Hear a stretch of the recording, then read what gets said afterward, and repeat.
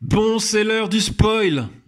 Je vais spoiler, je suis désolé, je suis obligé de le faire, je suis quelqu'un de dégueulasse. Je vais te gâcher ton plaisir, parce que je suis comme ça. Mais pas toujours.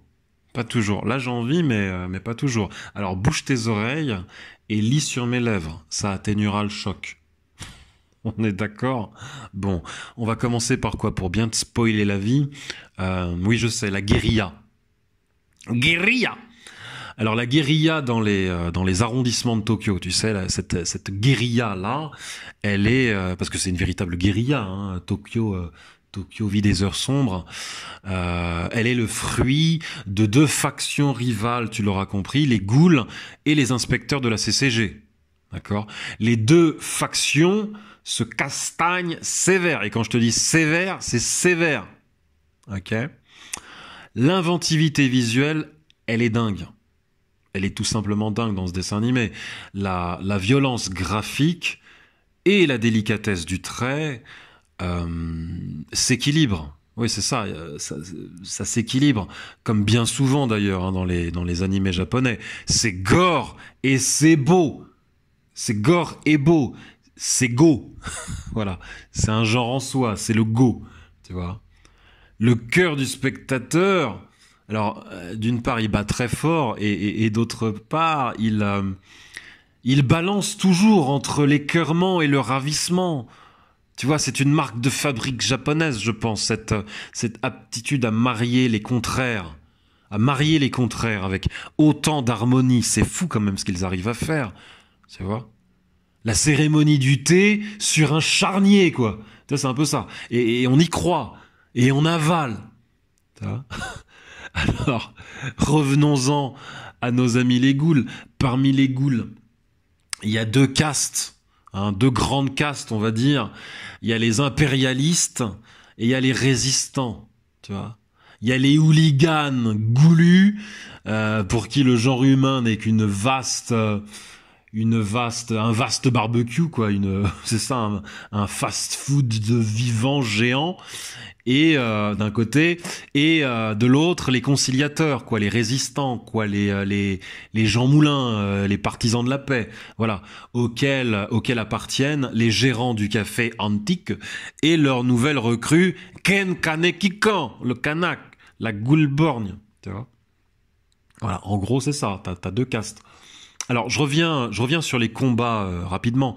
Alors les ghouls, si tu prends les ghouls, elles nous ressemblent trait pour trait. On ne peut pas les distinguer à vue d'œil, tu vois, sauf quand l'heure du combat sonne. Alors là, c'est tout autre chose.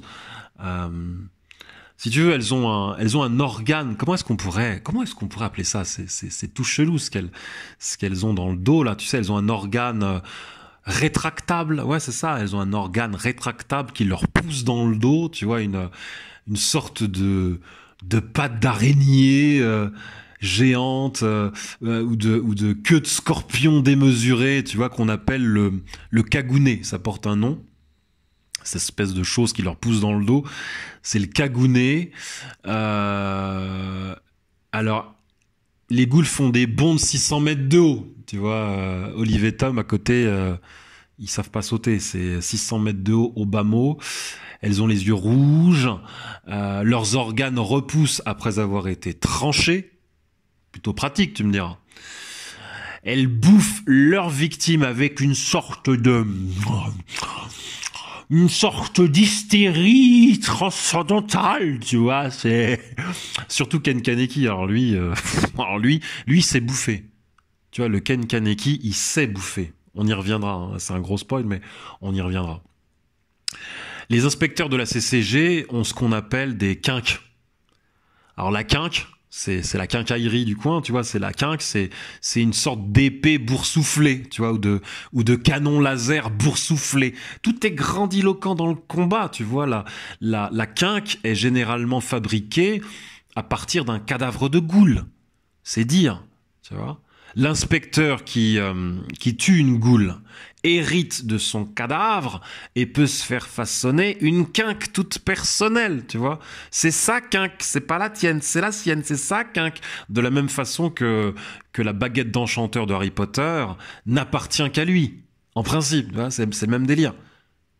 Les combats dans Tokyo Ghoul, généralement, ce sont des combats singuliers.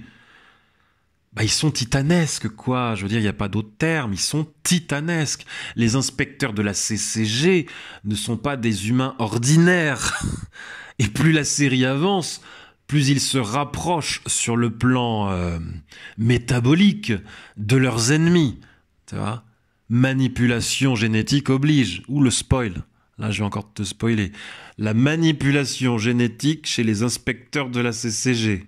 Je suis vraiment dégueu. Je suis dégueu, non mais dis-le, j'assume. Tant pis, c'est pas grave. Il fallait que tu le saches.